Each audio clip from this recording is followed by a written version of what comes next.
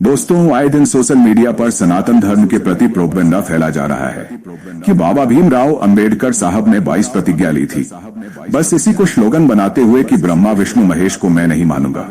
पर क्या यही भारत के लिए सही होगा? उत्तर होगा कदापि नहीं, क्योंकि ये देश में बहुत सारे वीर पैदा हुए जिन्होंने अपनी संस्कृति और देश के लिए जान गंवाई। पर हाँ, ये भी सत्य है, बाबा साहब अंबेडकर साहब को लोग प्रेम भाव श्रद्धा से मानते हैं। तो दोस्तों, आइए इतिहास को देखा जाए। भीमराव अंबेडकर इससे पहले हिंदू कोड भी लाए थे, लेकिन उनके कई सुझाव और उनके प्रयासों का विरोध किया गया और उन्हें समाज में मान और सम्मान नहीं मिला।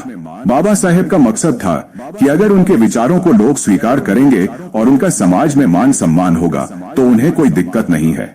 जब यह मान सम्मान नहीं मिला और उनका समाज में स्वीकार नहीं हुआ, तब बाबा साहेब ने बौद्ध धर्म को अपनाया और 22 प्रतिज्ञाएं घोषित की। भीमराव अंबेडकर ने 14 अक्टूबर 1956 को नागपुर में बौद्ध धर्म ग्रहण किया और अपने अनुयायियों से 22 प्रतिज्ञाएं ली। इन प्रतिज्ञाओं का मुख्य उद्देश्य जातिवाद, भेदभाव, हिंसा, झूठ और नशे से दूर रहना था और समानता, शिक्षा और करुणा को अपनाना था। 3 व्यक्तिगत बिंदु केवल उनके धर्म परिवर्तन से जुड़े थे, जैसे कि वे ब्रह्मा, विष्णु और महेश को व्यक्तिगत रूप से भगवान नहीं मानेंगे, लेकिन इसका मतलब किसी धर्म का अपमान करना नहीं था। डॉक्टर भीमराव अंबेडकर ने संविधान निर्माण समिति के अध्यक्ष के रूप में संविधान का अंतिम रूप दिया। संविधान का प्रारंभिक मसौदा भी एन राव ने तैयार किया और कानून विशेषज्ञ के रूप में मार्गदर्शन किया। हस्तलिखित मूल संविधान सुंदर अक्षरों में प्रेम बिहारी नारायण रायजादा ने लिखा। संविधान सभा के अध्यक्ष और बाद में भारत के पहले राष्ट्रपति रहे डॉक्टर राजेंद्र प्रसाद ने पूरे संविधान निर्माण में नेतृत्व किया। अन्य प्रमुख सदस्यों में के.एम.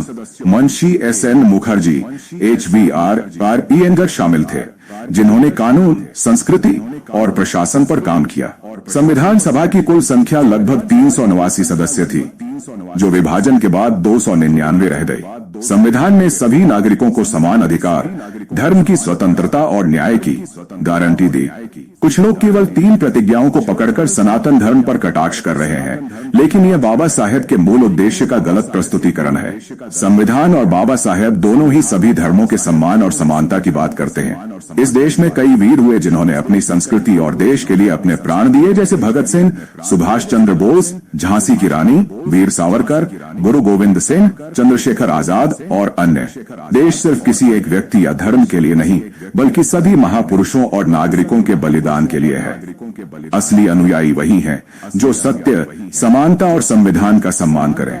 किसी धर्म का अपमान करना न बाबा साहेब की शिक्षा है, न संविधान की। इतिहास को समझना और असली सच्चाई को पहचानना देश को जोड़ने का काम है। दोस्तों, यदि लेख आप लोगों को पसंद आई हो तो कृपया कहानी की पुकार YouTube चैनल को सब्सक्राइब और लाइक कर दें।